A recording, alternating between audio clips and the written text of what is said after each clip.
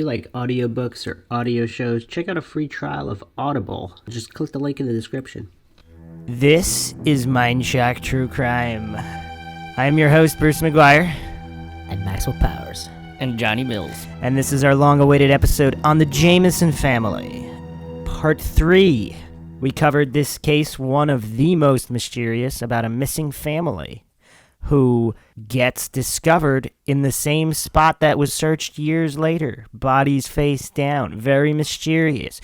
Johnny's new to this case, and I guess sort of Maxwell's kind of new to it as well. Now I'm starting to remember because you mentioned like that they were spotted. Yeah, we got witchcraft, white supremacists. DWBs. Yeah, DWBs. They were still alive when they found them again? No, they were dead. Oh, I thought they were just napping or something. They were buried Yeah. next to each other, right? So, like with flowers. And Yeah, leaves or if something. you like our podcast, you can donate to our PayPal. Just check the link in the description. Make sure you're subscribed to the channel and click the bell for notification to get updates when we upload new podcasts. And you can check us out on social media, Facebook, Reddit, Twitter, Patreon. Just check the description. And feel free to leave any thoughts, comments, theories, or any other cases you would like us to cover. We have a growing list of requests, and we will get to all of them. So, this is part 3, new evidence. And there is new evidence. There are cell phone records. There's one cell phone. There are cell phone records of the mysterious calls Bobby made before they went missing. There's calls Sherilyn made that have still not been identified. There is shady business with Bob Sr., who some people allege had ties to the mafia and cartels, and this was a hit. Once again, that still doesn't explain why the bodies were not found on the initial search. But we got Maxwell Powers on the case, so let's see what we can uncover.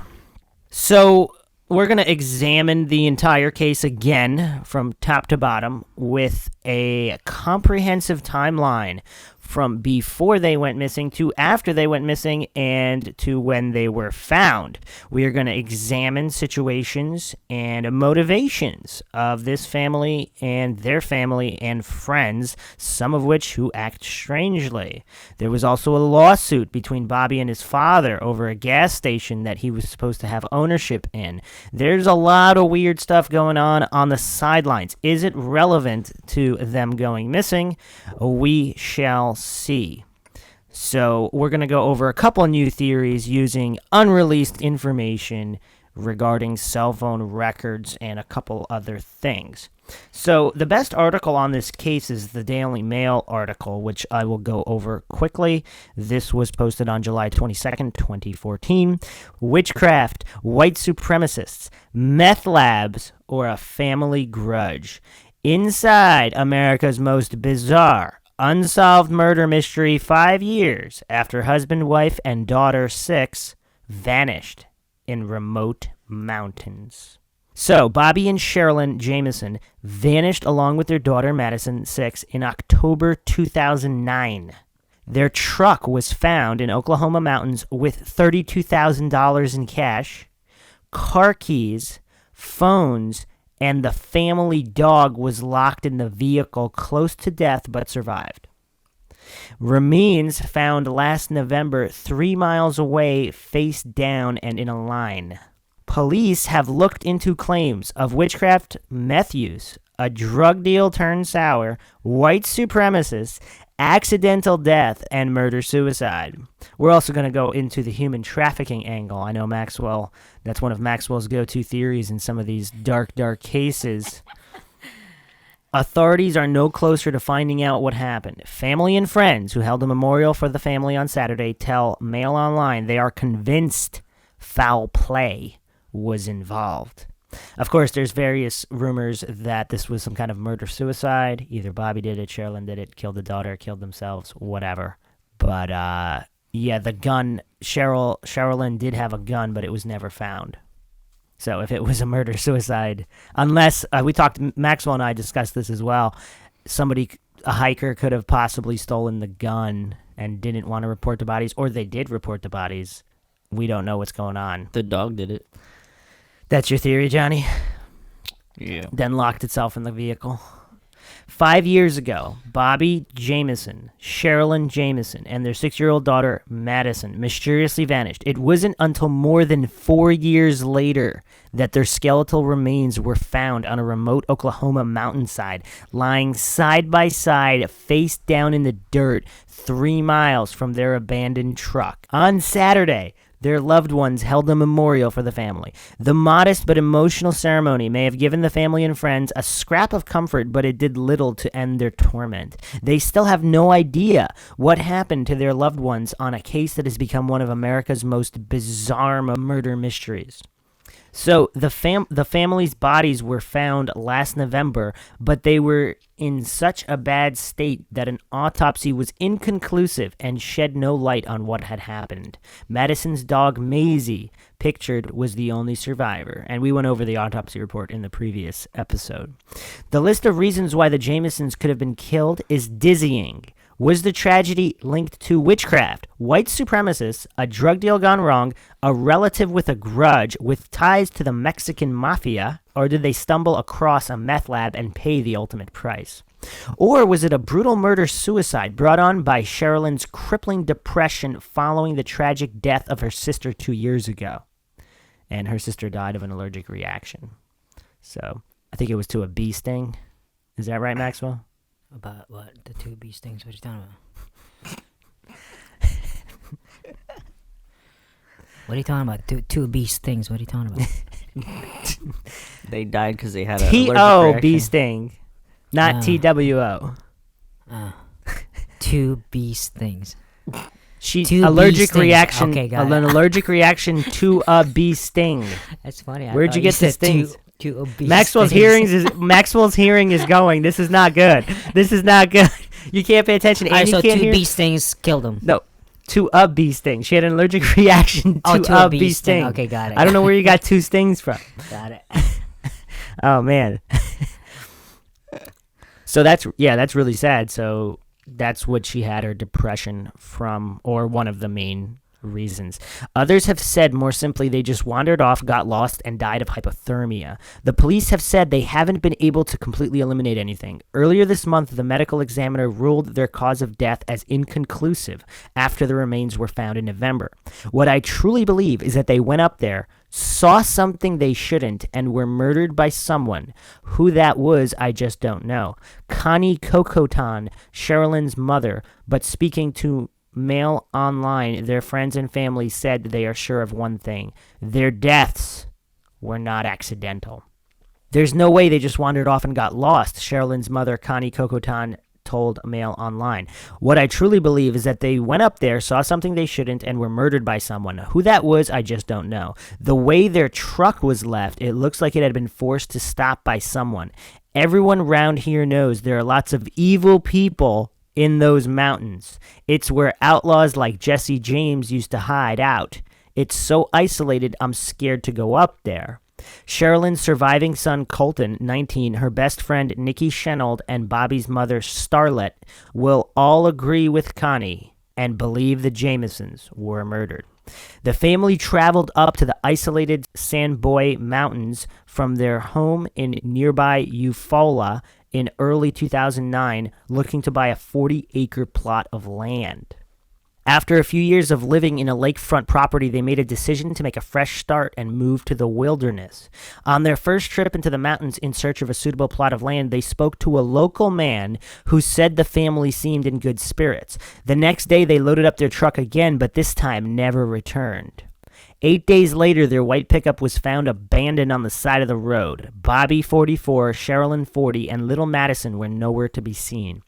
In the locked truck were the couple's phones, car keys, GPS, and $32,000 in cash. They even left behind Madison's beloved dog Maisie, who was found inside the vehicle on the edge of starvation. Latimer County Sheriff Israel Beauchamp at first thought the truck had been stolen, but swiftly realized something far more serious had taken place. He launched a huge search operation and scoured the area with around 100 men, dogs, horses, and a drone. They found nothing. But in all seriousness, that house was haunted.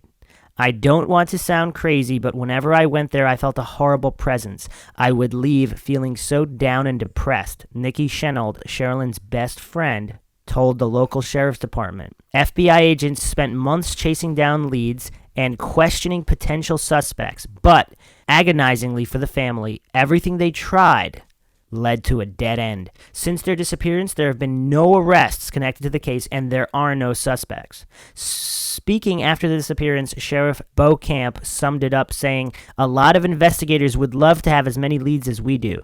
The problem is they point in so many different directions." Here, Mail Online sets out some of the theories, some wild, some compelling, but all unproven, that could explain why this free-spirited family were wiped out. Witchcraft, spiritual warfare, and possession. The family's pastor, Gary Brandon, gave a shocking statement to police during the initial investigation. He said the family had been involved in spiritual warfare and that both Bobby and Sherilyn had told him they had seen spirits at their home.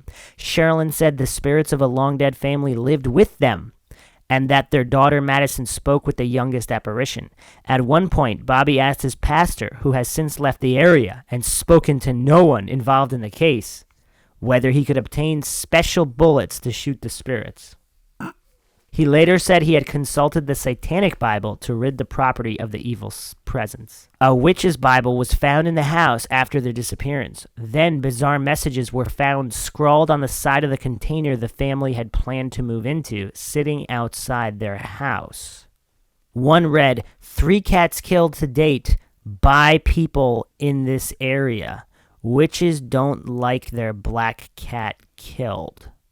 And by people isn't spelled B-Y, it's spelled B-U-Y. Is this a human trafficking illusion, Maxwell? No, what do you mean? B-U-I. What do you mean? Do you know what the word by is? Yeah, I understand that. But, So they wrote 3 cats killed to date by people in this area. So is it 3 cats killed to date and then unrelated by people in this area, B-U-Y? by people. That was written in their container. Oh, I got it. Like, so they were buying people. So that was written in their container. Yeah, that they were planning to use as a home. Where were they found? On a mountainside. So it's nowhere near their house. Correct. Okay. Well, they were going to look at properties. Okay. But it was like in the middle of nowhere, right? Pretty much. Okay. And what year was this?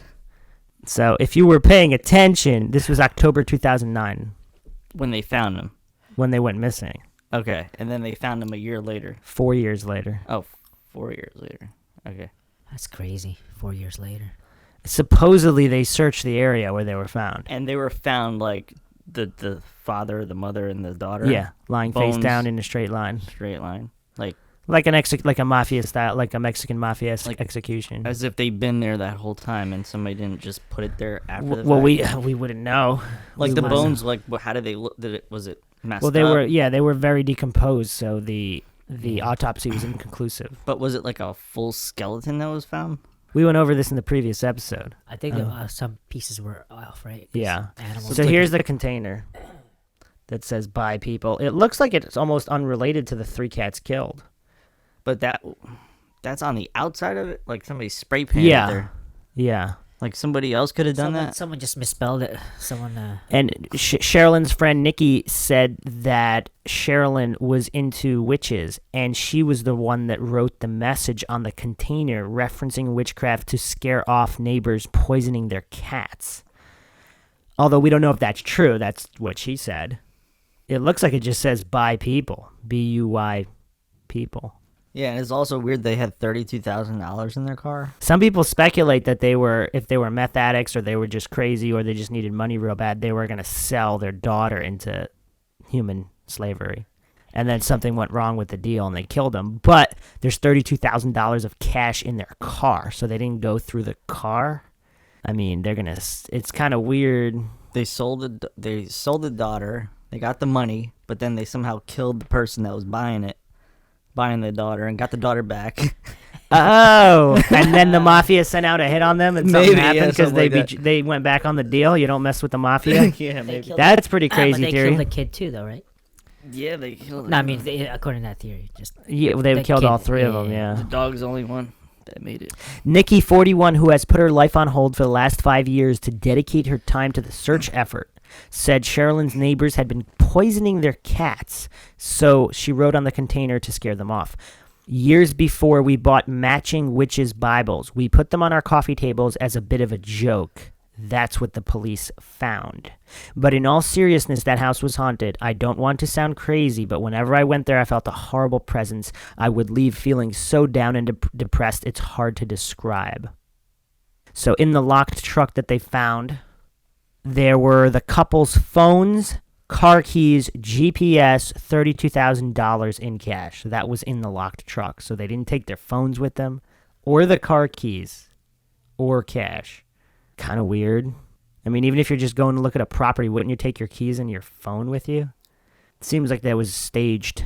So this is a photo that was found on their phone of Madison. And so the family believes this is the final photograph taken in the mountains a day before they disappeared. They also think it was not taken by Bobby or Sherilyn, but by someone else. Like, she looks some people say she looks distressed and unhappy. Other people think it's just like a kid being a kid and not wanting to pose for a picture. Like, no way to really know for sure. So Nikki also said that Sherilyn may have upset someone in the mountains because she wrote over devil-worshipping messages written over vehicle wrecks with messages of peace and love. So she spray-painted on top of other graffitied vehicles. Once I was in the living room and this sort of gray mist descended down the stairs. It really scared me. She told me on a couple of occasions Bobby, who was such a gentle man, would suddenly come at her and his eyes would be completely dead and black, like he was possessed.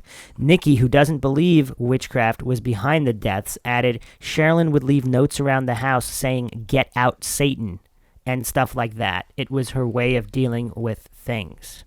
So is this a case of demonic possession, Maxwell? It's possible. Is that your new theory? It's always part. Connie, 64, never took her daughter seriously when she called herself a witch, but said that Sherilyn had told her that the house was haunted. Maybe someone saw her and got really angry because she was writing over their messages. It wouldn't surprise me up there, Nikki Chenault said. She definitely started trying to find out whether it was built on an Indian burial ground. I do not know what she discovered, said Connie. An abandoned wreck of a vehicle was found near where the family vanished. Locals used it for shooting practice, and written on its shell were satanic messages. Nikki claims that Sherilyn had written over the messages with phrases like "God loves you" and "peace." She obviously did it on the day they were up there, said Nikki. Maybe someone saw her and got really angry because she was writing over their messages. It wouldn't surprise me up there. Drugs, meth labs, white supremacists, and did they see too much? Bobby and Sherilyn were both incredibly thin and emaciated when they went missing, and it led to speculation that they were hooked on crystal meth. The couple were caught on a security camera outside their house on the day they left in a trance-like state. They didn't speak to each other as they made dozens of trips to and from the house to pack up their truck.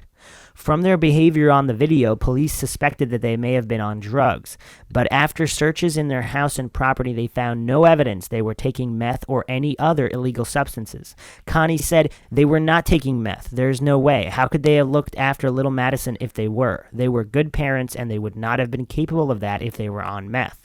Starlet and Nikki are also certain Bobby and Sherilyn were clean at the time of their disappearance.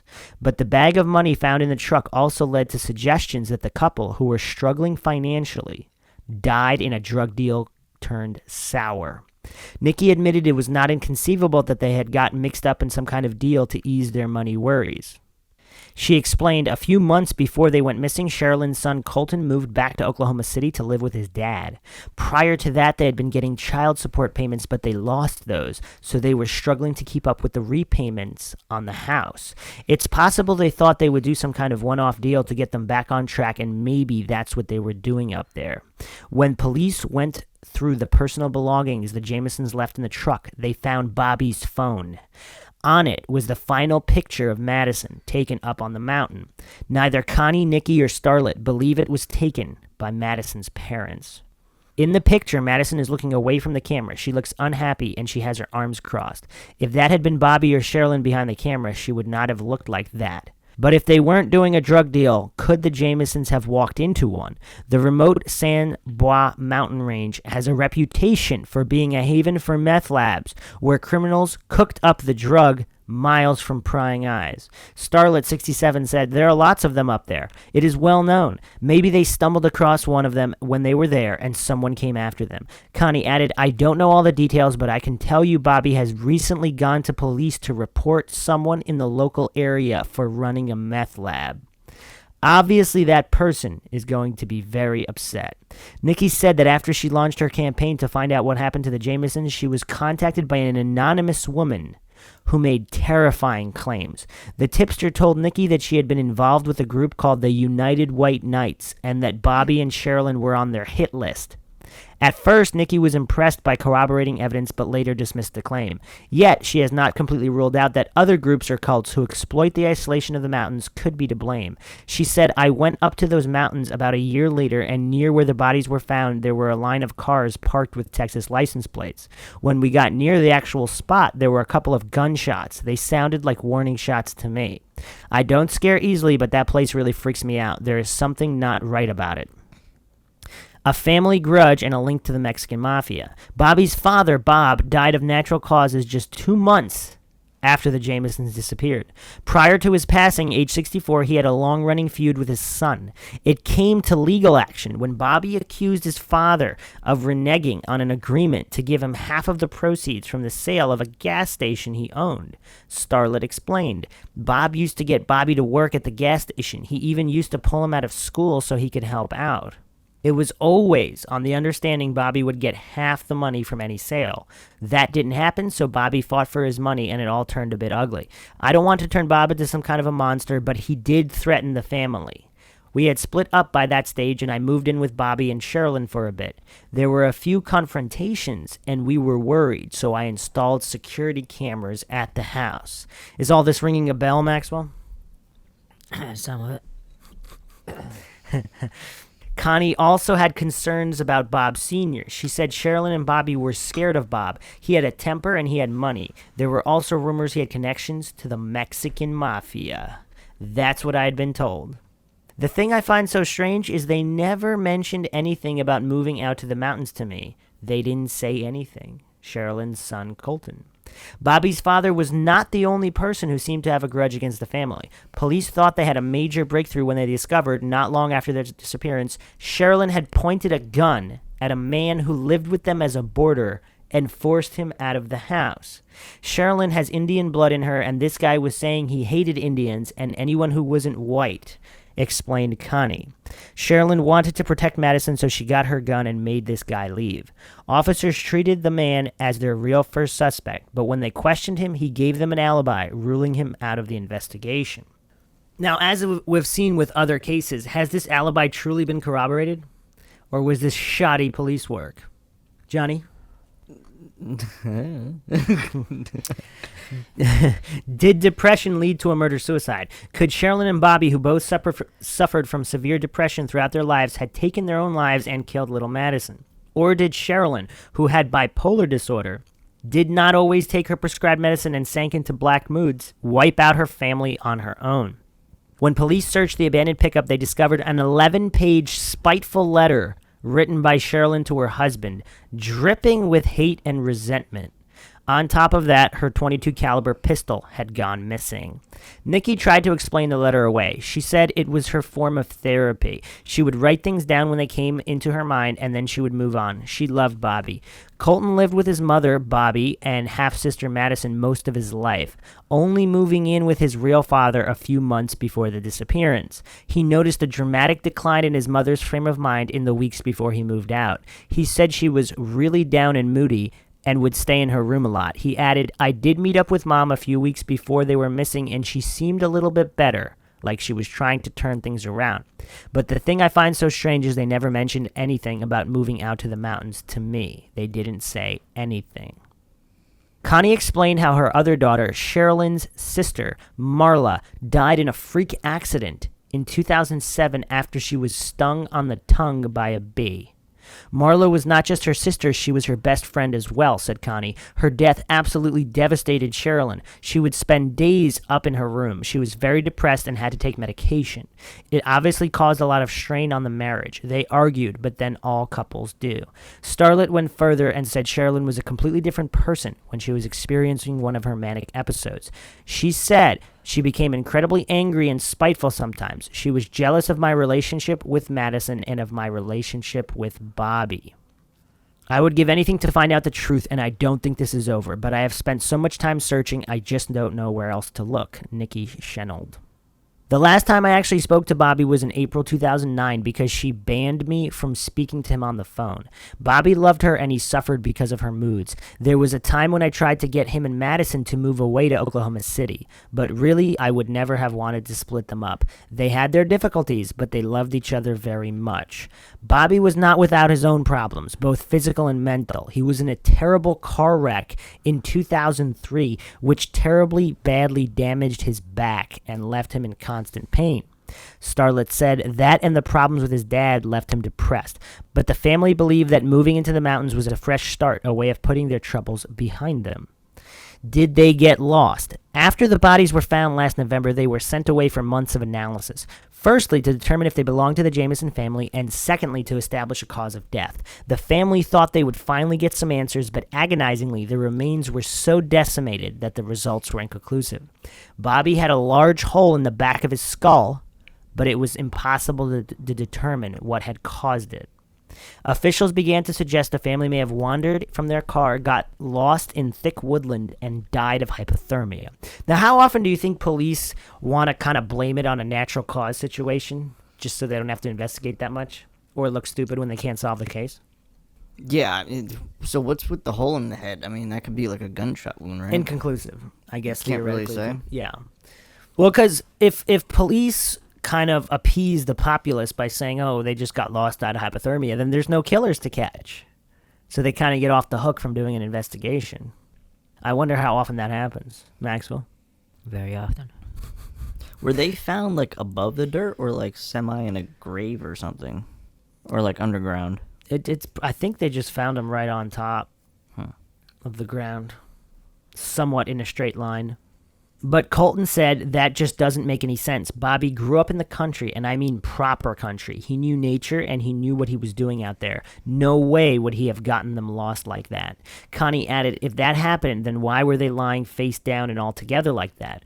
Also, why did they leave the dog in the car? Madison loved that dog and didn't go anywhere without it. She wouldn't have just left it in the car.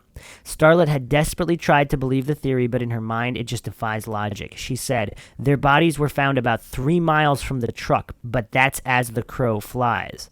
When you're going around and about and up and down, it's nearer to 7. No way could they have made it over that ground, especially with Bobby's back. Bobby would get in pain walking around the house, let alone covering that kind of ground, Nikki said. I do not believe they left that truck by choice. Every life the Jamisons touched has been forever affected by whatever took place back in October 2009. But it isn't just the loss of the mother, father, and little granddaughter that makes it hurt so much. It is the lack of knowing. Even Israel Beaucamp, the sheriff at the time of the disappearance, hasn't been the same since. He quit his position in 2011. Nikki claims he told her that he couldn't stand the guilt he felt at not being able to find little Madison. He now works overseas. The new sheriff of Latimer County, Jesse James, was unable to speak to Mail Online, but it's believed the police don't have any new leads or avenues of investigation. The trail is dead. In that vacuum, wild theories have emerged, but if after an investigation spanning 5 years, their deaths are not easy to explain, perhaps the truth really does hide in the strangest explanations. All right, so what do you think? Initial thoughts, Johnny? Anything that stands out in their security camera footage? That can they just take anything specific? It's hard to tell whether they're zoned out or they're on drugs. I mean, I don't. It's impossible to tell, really.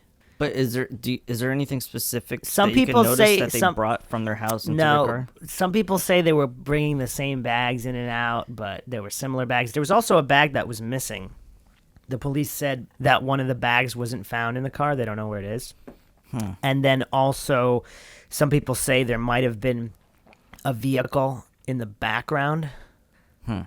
And yes, some speculation there.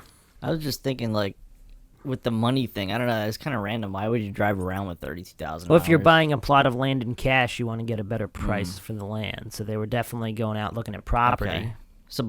Okay. So this was, they probably went there during the day, right? Because you would do that kind of thing during the day. Yes. So, damn, but so did they know that they were going to buy one? Or they're just like, oh, I like this one. Let's just buy it on the spot. So there was more than one plot of land that they were looking at, which we will get into in a little bit. But in general, so connections to, there's white supremacists in this area. There's meth lab dealers, cookers, whatever. There are... So they wanted to bring their container there? Yeah. I think some of the clues can be found in the timeline. Maxwell, any thoughts? No, I'm good right now. So Bobby Sr. and Starlet were actually married March 3rd, 1965. Bobby was born August 4th, 1965. Sherilyn was born November 5th, 1968. October 93, Sherilyn and her son's father were married. September 94, Sherilyn's son was born. September 30th, 96, Sherilyn divorced her son's father. 1998, Sherilyn and Nikki first met. So Sherilyn and Nikki first met in the Oklahoma City metro area, became friends. August 27th, 2002, Sherilyn filed suit against her ex-husband. August 1st, 2003, Madison born. November 8th, 2003, Bobby's back is injured in the car accident. July 2004, Bobby and Sherilyn were married in Hot Springs, was it Arkansas? AK is Arkansas, AR is Arizona. No, AZ is Arizona. AR is Arkansas. In Hot Springs, Arkansas. July 20th, 2004, Bobby takes out a mortgage on the Eufaula house. November 23rd, 2004, Bobby Sr. wrote the will that Starlet would file in probate court after their divorce and his death, leaving his estate to their marital trust. January 27th, 2005, Bobby and Sherilyn took out a mortgage on the Eufaula house. May 3rd, 2005, Bobby filed suit against 3 defendants regarding the traffic accident that injured his back. Was that accident just an accident? What was Bobby involved in and who did he know? Did he blow the whistle on some meth users and then there were issues there? And was the border also related to these people unbeknownst to them? So it was just kind of like a mounting resentment toward the Jamison family. And when you're dealing with meth individuals, they might not be thinking clearly. They might be completely insane enough to kill a kid too. And a family. I mean, I don't know if that's outside of the realm of possibility. What do you think, Maxwell? Yeah, I don't know. September 25th, 2007, Sherilyn's sister Marla died from the bee sting. Wait, what does the bee sting death have to do with anything? Well, it could have to do with Sherilyn's depression that So could have this is- spiraled all this out of control. Because I'm getting this mixed up with the murders. You're like talking into the top part Yeah, of that. I'm getting it mixed up with the.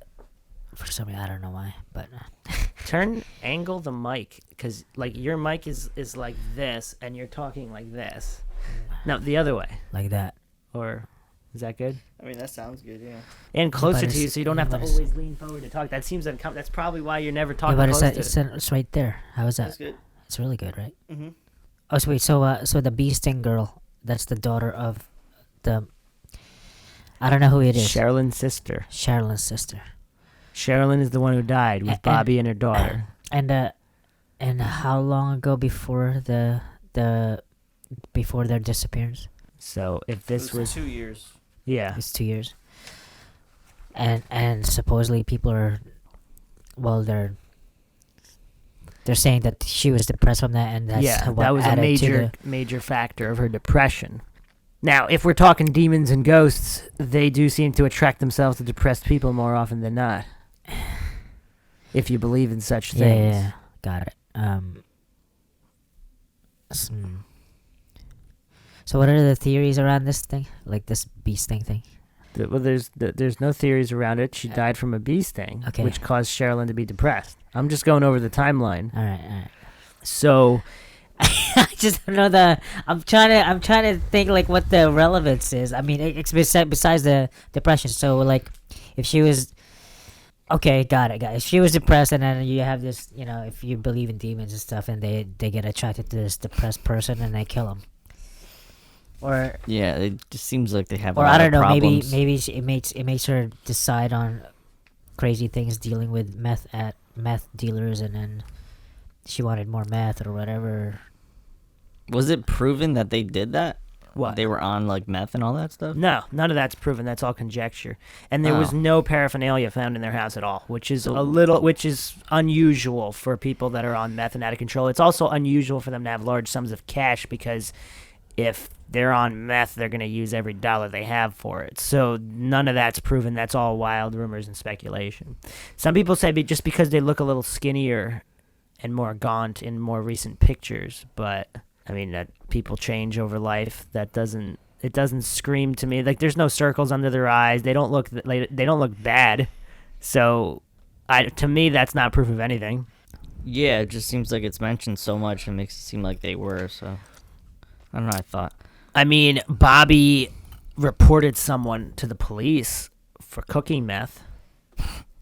So okay. I don't know what that means, but was he involved? Were they involved in the trade and not involved in the use? You don't get high on your own supply. Is that right, Maxwell? Ah, I like that one.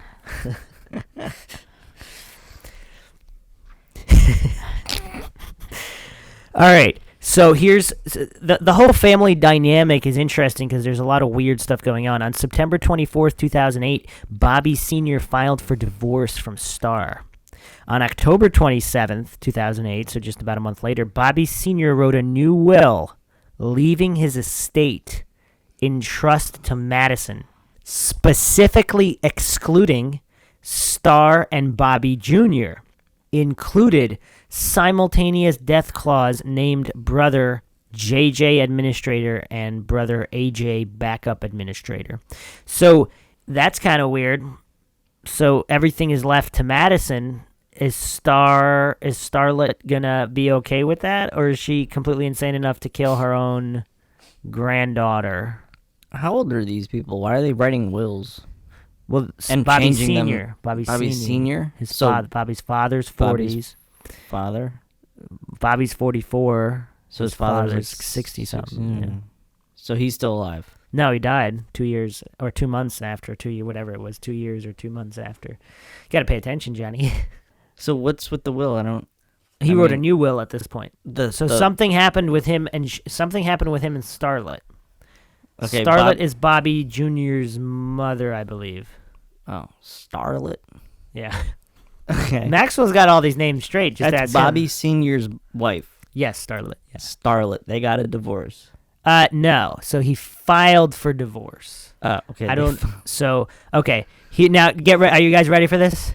November 1st, 2008. Bobby Sr. tries to run over Bobby Jr. with his car. Wait, say that again. What the hell? What? On November 1st, 2008, Bobby Sr. tried to run over Bobby Jr. with his car. And what happened to that? Nothing. Like, did he sue Senior? Or what? Well, they got security cameras installed at some point. He was suing him because of the gas station sale, Yeah. because he was entitled to half of the sale, which he didn't get. So there's problems with Bobby Sr. and Bobby Jr. Okay. So Starlet actually filed a protective order against Bobby Sr. on November 4th, 2008. This is 3 days after he tries to run over Bobby Jr. with his car. Oh. So what are the chances that all this is not related to their disappearance? He died anyway, right? So it's like the Bobby Senior, like the running over thing. I don't know. Or is there some kind of connection we're not seeing? Is Bobby Sr. connected to some of these meth lab people, some of these meth dealers that were also mad at Bobby Jr. for ratting one of them out to the police, if that's what happened?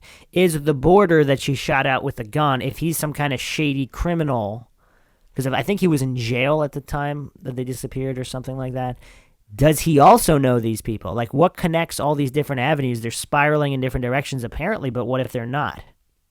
Because this is a lot of weird stuff for a family, to have a father trying to run over his son. Yeah, they're just a bunch of weirdos. That's what it sounds like to me. In December 2008, the Jamisons' Eufaula house burned down. So we didn't talk about this before.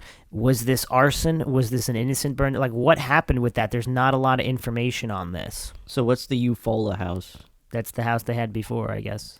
So like, why do they have a name for a house? It just No, that's the name of the city. Oh. Because they were looking for property in another Okay. city.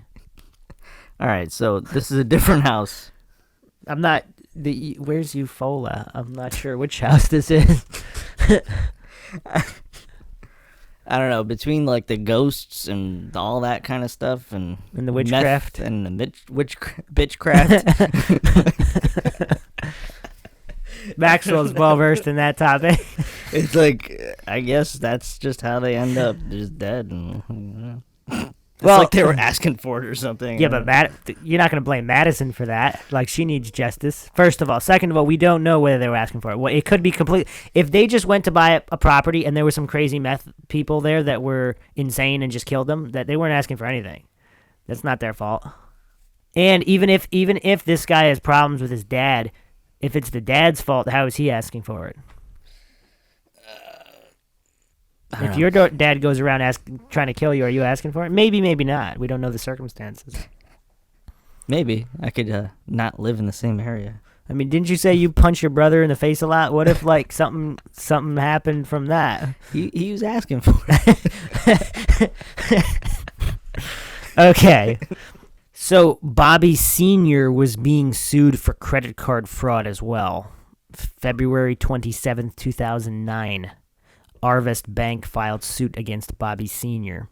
March 2009, in a 2010 interview in The Oklahoman, Sherilyn's mother said she lived with Bobby and Sherilyn from March to June in 2009. So she lived there with them. Maybe she lived in the container. April 14th, 2009, Bobby Sr. and Starlet participated in settlement negotiation regarding division of marital property in their pending divorce.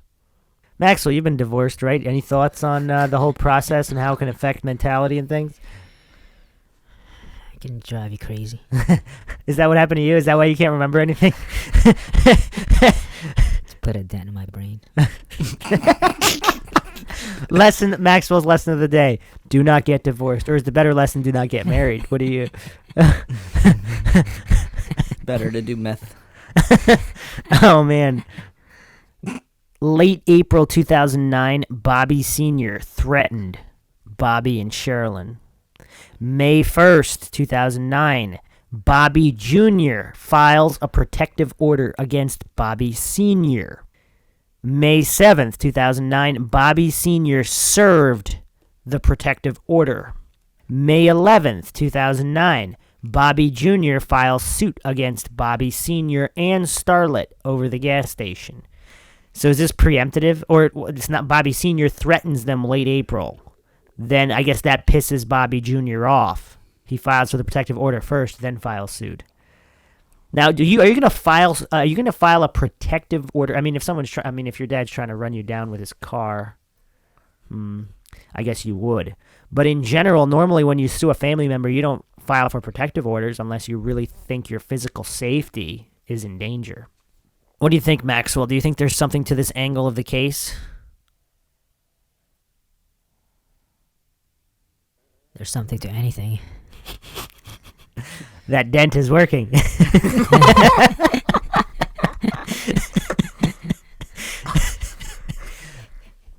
Okay. May 18th, 2009, the court dismissed the protective order against Bobby Sr. following a hearing. May 18th, 2009, Bobby Sr. and brother JJ file a report with Eufaula DHS regarding Bobby and Sherilyn. Department of Health and Safety. Are they trying to get Madison away from their custody? There's something weird going on with the family. Yeah. But does it have something to do with their disappearance or not? Of course. Okay, we don't know what happened, but apparently in June 2009, there was an emergency custody hearing over Sherilyn's son. June 19th, 2009, summons served to Bobby Sr. regarding the gas station's lawsuit. June 23rd, 2009, the court awarded temporary custody of Sherilyn's son to her ex-husband. So that's why Colton left. It's not because he wanted to, or maybe he did also. I don't know. We don't really know. And then July 2009, Starlet lived with Bobby and Sherilyn in the Eufaula house. Starlet. July 2009, the handyman moves in. That's the border that Sherilyn shot at. That was a white supremacist. The handyman? The border, yeah. What's the border? What is that? Someone who boards at a house for money. Okay. A renter. Okay. Who lives in the house. The handyman. It's not just somebody who walks around with a board. I thought it was an actual like state border that was like moving in or something. Oh, someone on a state board? Well, that would No. board members are called board members, not borders. No, a state borderline. A border, BORDER. Yeah. Very interesting. Okay. July 15th, 2009, court awards full custody of Sherilyn's son to her ex-husband. Or did he ask for that to happen? We don't really know. It's weird. Because it's not like they find her an unfit mother because Wait, just she real has quick. Madison with her. You said Starlet moves in Yeah. with Bobby and the lady and Madison, Sherilyn. right? And then the July handyman 2nd. moves in also. Yes. Same month. Okay. So That is indeed suspicious, is it not? when did the Maxwell? witchcraft stuff start? Well, supposedly that was ongoing. It was so Ongoing. They were poisoning their cats, all this weird stuff. Okay. You know what's weird, though? I don't know if they've ever been interviewed, like especially the handyman. I would like to ask this handyman if he witnessed any ghosts or demonic activity in the house. Because if they're saying it's haunted and he can corroborate that, that'd be very interesting. Yeah, because I don't believe any of that stuff. That's a ghost. Don't believe in any of what. I mean that ghost stuff. Oh, gotcha. Yeah, I just think it's. You should do our ghost evidence podcast, Johnny. If I Maxwell and I go over the most compelling ghost evidence in existence. Oh, It needs to he would actually- be great at it. Yeah. it needs to actually happen to me, and then I'd probably have some other explanation for why something would happen. I don't know. But what if ghosts are just interdimensional entities? Okay. Possibly Bigfoot. No, like if say something were to fall over, like that's a ghost. Yeah, but I don't think people just believe that. I think it's a combination of things. Because I think if they hear weird voices, footsteps, like things they know, like it's all a combination of it. That way, when things get knocked over, there's a difference between something tipping and falling, and then if you feel some kind of ominous presence doing it. Yeah, like if you feel a cold spot or something, like Yeah, they're those two. that's a ghost. I've never felt that. I don't know, but supposedly mean- people say that. Yeah. If I felt Maxwell? a cold spot, I'd just be like, damn, it's I just like cold being right cold. here. Well, a lot of times those are just in certain areas. For example, where someone was killed. So like it's an extreme cold in just that one spot, not under a shaft or a narrow window, just an unexplained cold spot where you just step in and step out of it, and there's a drastic degree change in the summer, whatever. So there's that's why they're unexplained phenomena. But anyway, it would be interesting to hear what this handyman had to say about that. So, yes, July 15th, 2009, court awards full custody of Sherilyn's son to her ex-husband. July 25th, 2009, last photos of the family on the BlackBerry before the trip to Panola Mountain, showing Sherilyn, Bobby, and Madison at home. July 28th, 2009, Bobby Sr. files a response to Bobby Jr.'s gas station lawsuit. August 2009, Bobby Sr. is placed in a nursing home. There's a lot of weird stuff happening very close together. Like who's living with who's moving, like wills being changed, father trying to run down his son, gas station lawsuit. There's a lot of weird stuff leading up to their disappearance. I don't know if it can be completely dismissed as having nothing to do with it. August 2009, Sherilyn fires shots into the ground near the handyman's feet after feeling threatened by him. What, Johnny? What? And then he goes to sleep that night, just like nothing happened. No, I think he left. Oh, he left. Okay. I thought he came back. Well, I don't know what the exact dates. I'm assuming he left after that. It sounds like he would just come back and go to sleep. It's just normal activity. Is this like just like some random Tuesday? That's what I'm saying. Like, these people are weird, man. I don't know. Wait, the handyman's weird too? No, everybody that's connected with this. Like, Everybody in I bet Oklahoma you- is weird. I- Are you saying everybody in Oklahoma is weird? no, just these people Oh. we're talking about. August 17th, 2009, decree of dissolution of marriage issued by the court regarding the divorce of Bobby Sr. and Starlet. August 29, 2009, photo of Madison where she still has her front teeth. September 1st. Handyman moves back in.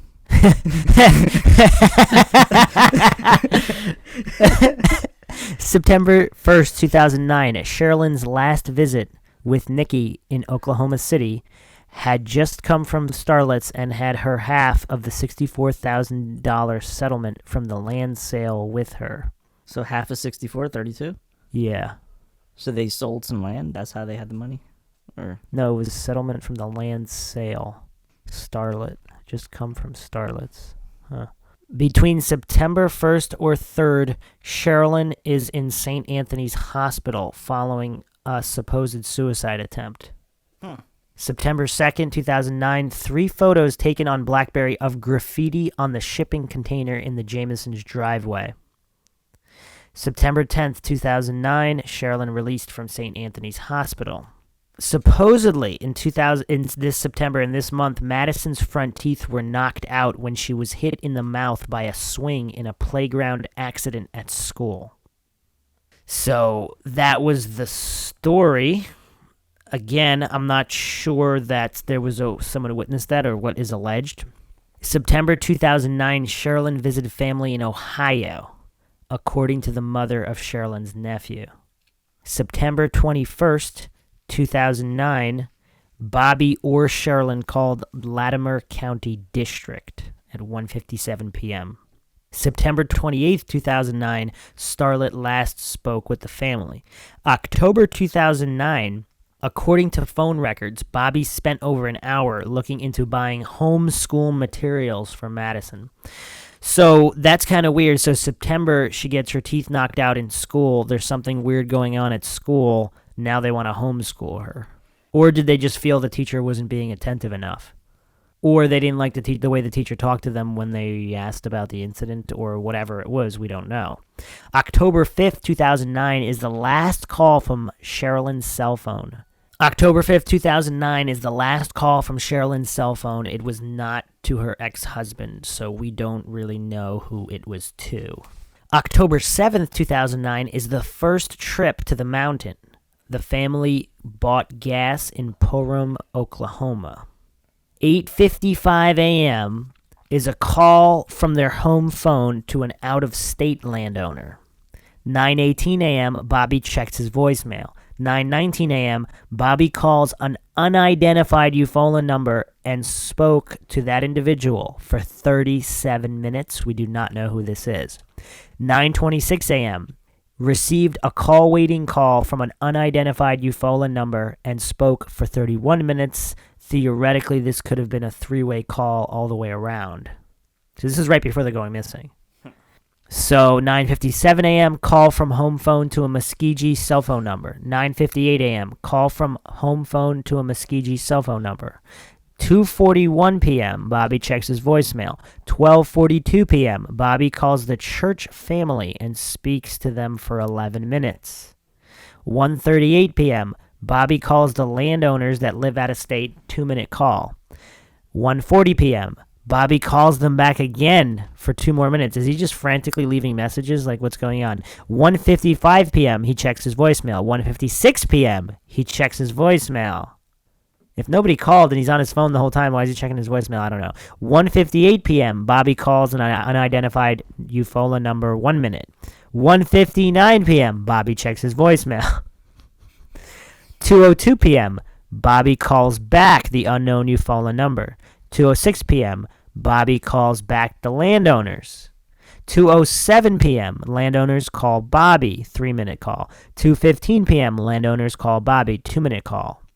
2:16 p.m., Bobby appears to have tried to call the lady that lives on the mountain, but dials the wrong number because one of the numbers is off, but the rest are correct. 2:18 p.m., Bobby calls the property owners. 1 p.m. He's just on the phone all day here. This is shades of Billy Rausch in the Maura Murray case. 9:18 p.m., Bobby checks his voicemail. So this is the following day, October 8th, 2009. This is the second trip to the mountain. The family buys gas again in Purim, Oklahoma. 8:09 a.m., Bobby calls the lady on the mountain. 101 minutes on this call. He finally talks to her. Is that too long of a call about a property? Like, what are they talking about exactly? Is the whole property thing a cover story for something? What do you think, Maxwell? Is the whole what is part of this story? What is the whole property purchase a cover story for something? Are all these people part of some kind of conspiracy? Landowners and whatnot. I don't know. So 12:53 p.m. Photos of two well site signs taken on the BlackBerry. 1:50 p.m. Bobby dials voicemail, but the number called like the other voicemail calls, but instead of saying V-mail, it says Bristow, Oklahoma. So is someone else calling his number and checking his voicemail from somewhere else? I don't know. Kind of weird. 2:47 p.m. Final photo of Madison taken on the BlackBerry. So some people actually think they went missing if the photo was taken the day before. Trying to figure out why they have Blackberries. Well, this is So on October 12th, so this is October 8th. On the 12th, 4 days later, there's weird BlackBerry activity, just voicemail calls randomly, stuff like that. And this is October 12th, so is it not them using the phone? There's a 6 p.m. Bristow, Oklahoma, 8 p.m. incoming call, 8:50 p.m. incoming call, 8:51 p.m. Bristow, Oklahoma. October 13th, another incoming call, 5:27 p.m. On October 17th, a local resident calls 911 to report the abandoned truck. October 18th, a bank bag with $32,000 is found in the truck, which was finally taped off as a possible crime scene, and deputies search the area. October 22nd, law enforcement learns of the security video at the Jamisons' home. October 23rd, Starlet and Bobby Sr.'s marital home is sold for $175,000. October 23rd, Sherilyn's mother claimed Starlet had gotten a court order to take possession of Bobby and Sherilyn's house, vehicles, and personal property. She said she had no money to fight Starlet on this. That's kind of weird. On October 24th, it's the beginning of black powder hunting season and the search is suspended. October 29th, search warrant executed on the truck. So December 10th, this is 2 months later, Bobby Sr. dies of congestive heart failure. December 16th, 2009, Starlet files Bobby Sr.'s 2004 will in probate court. So this is not the updated will. That's weird.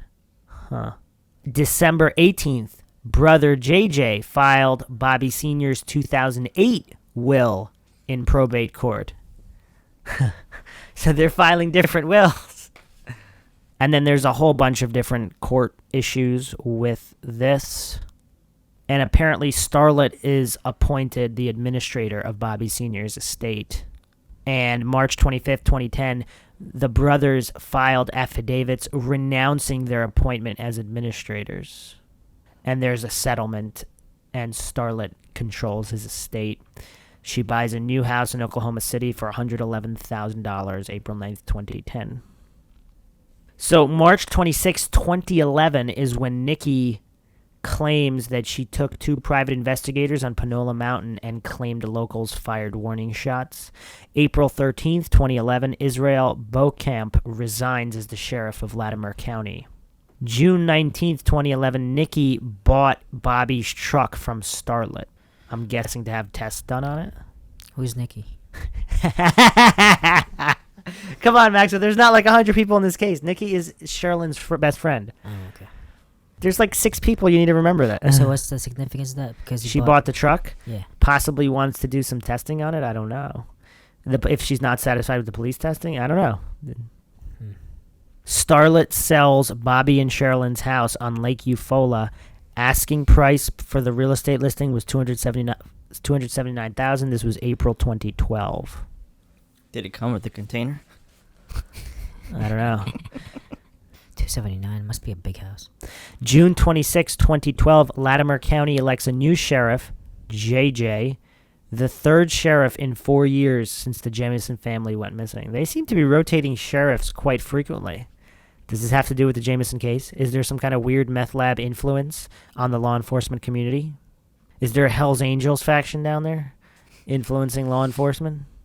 On July 24th, 2012, Nikki announced that she and Starlet were no longer a team, and she was very critical of Starlet's behavior and priorities. I don't know if that's insinuating that Starlet had something to do with the family. I mean, how dark and insane is that if she killed them because Madison was the heir to the estate and she just wanted Bobby Sr.'s money, and Bobby Sr.'s troubles with his own son had nothing to do with Starlet? That's really insane. Okay, get ready for some more twists. September 2012, Starlet buys Bobby's truck back from Nikki. Why'd she do that? What? Why'd she do that? No clue. Is there evidence in it? I don't know. I really don't know. This is bizarre. Wait, and who said that? Probably some... Who said what? Who said, like... never mind. I mean, I don't know. Classic Maxwell. No, Maxwell I mean, Army. I mean, I'm guessing they know that they bought it because of the registration Yes, and stuff, right? yeah. Okay, got it. But, or he could have just passed over the... Not that necessarily buy it, but... Just transferred ownership. Yeah, but why? As you I don't said, know, we just don't know for- why they yeah, did yeah. that.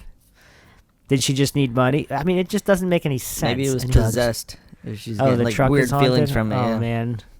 Yeah, maybe her dad, or the dad, Bobby Sr., he didn't mean to run his son over. The car was possessed. It took control of the car and it tried to So, run him over. many years later, October 23rd, 2013, Nikki posted a request for a computer whiz to help her figure out all the stuff she found on the Jamison's computer. She said Starlet had given her the computer. Now, just a few weeks later, on November 16th, 2013, remains of 2 adults and a child found in the Smokestack Hollow area of Panola Mountain.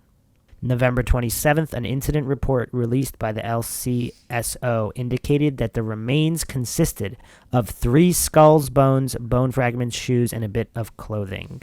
All right, so what do we think? Is all this weird family side business related to their disappearance? Is there a connection between Bobby Sr. and these meth people? Or Starlet and these meth people? Maxwell? What was the question again? Maxwell Army. Is there a connection? Do you think there's a connection with all this family stuff? Bobby Sr. and possibly meth dealers who killed them? Or did they pay them to kill them? Or did Starlet pay these meth dealers to kill the family so that she can get the estate? Do people do weird things for money? Yeah. They need all brain fingerprint scans. That's the only solution, especially the border. The handyman? Yeah, the handyman. Yeah. He must know something. Yeah. And the fact that Starlet lived with the family, that's kind of weird. the fact that her name is Starlet is weird. Starlet's a cool name. All right, so there's one other thing we didn't talk about. The concrete slab that was poured on the property where they went missing. So the concrete was poured a few weeks before they went missing, supposedly. Now, here's the deal. They don't know who paid for it. So there were several statements from a month before the Jamisons knew that the property was listed. Many months before the Jamisons went missing. Several weeks before, so September 29th, a week from when the Jamisons were last seen. If it was poured on the 29th, a week to before they went missing, why would the neighbor pour a concrete slab during that time because it had been raining and wet? Now, obviously, the implication is people pour concrete slabs for to hide bodies in. But this is before they went missing. We don't know the exact date it was poured. If it was a week before, then yes. Okay. So, do we have FBI confirmation? This is at their house where they have the security camera and the the container, right? Or are you talking where they were found? I believe it was the neighbor of the property they were found on. Oh, okay. That's a different story then. Because I'm picturing this place looking like a desert or something for some reason. Is that what it is, or is it more farmy? I showed you the picture. I don't know, wasn't that wide, but and like mountainy. Yeah, it's mountains with dust, but also forest. It's like both. Okay. It's like grasslandy. Because like you're pouring concrete on like grass, right? Or is it like a driveway? I mean, well, it depends on how you do it. All right. Let's look at the possibility that the truck was planted. So it looks like the truck was kind of either run off the road or just like they did a short reversing.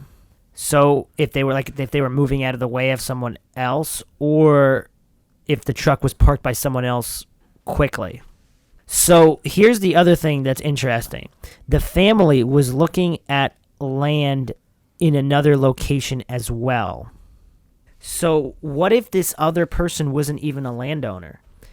If, let's say, he's a serial killer and he's pretending to sell land and he's not even the real landowner or whatever. Because you know how people make fraud listings on real estate websites and all that stuff, down payment, whatever, however, all the different real estate scams they got going. So did he call? So there was an unknown number calling Bobby's phone.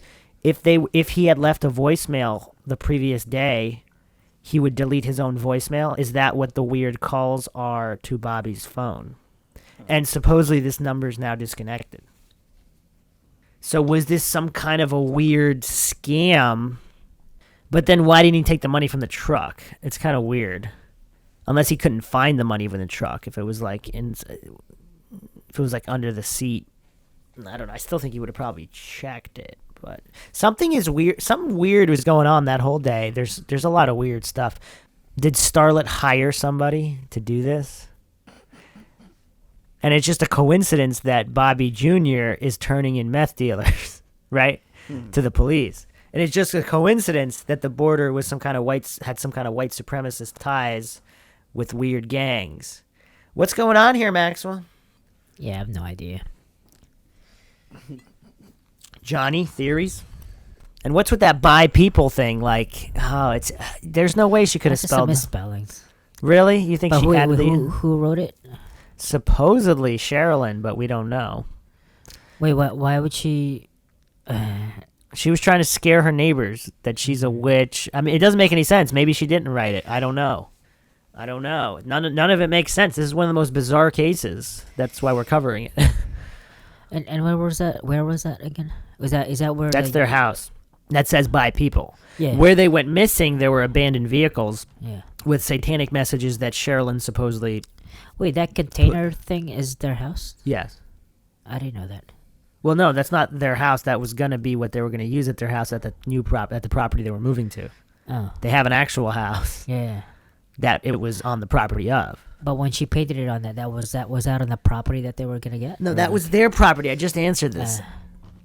Well, anyway, that's messed up. Well, why would she? Doesn't make sense though to write it there and then. Well, none of it makes sense. Were the neighbors investigated? Because if the neighbors are killing cats, like what else are they doing? Are they meth dealers? Like we don't know. There were also rumors of some guy following them. There was a truck seen in the area. We also don't really know what the police know. So they might have suspects, but if there's some kind of weird meth Hell's Angels connection or other gang that kind of has the police force in their pocket, then this is never getting solved, is it? Or if we go Bobby Sr. with his Mexican mafia connections, theoretical, I mean, these were rumored, I don't know. And then if he tries to run over his son with his car, that's not quite normal. Unless the car is possessed. Yeah, so that's our deep dive into this case. There's more questions than answers now, but we have hoped it has shed light on some aspects of the case and has given more information in a case that has a obvious dearth of information about it. So we hope you enjoyed another edition of the Mindshock podcast. If you like our podcast, you can donate to our PayPal. Just check the link in the description. And make sure you subscribe to the channel. And hit the like button if you like the video. Leave any questions, comments, thoughts. And check us out on social media, Facebook, Reddit, Twitter, Patreon. Just check the description. This is Bruce McGuire signing off. And Maxwell Powers. Johnny Mills. We'll see you guys next time.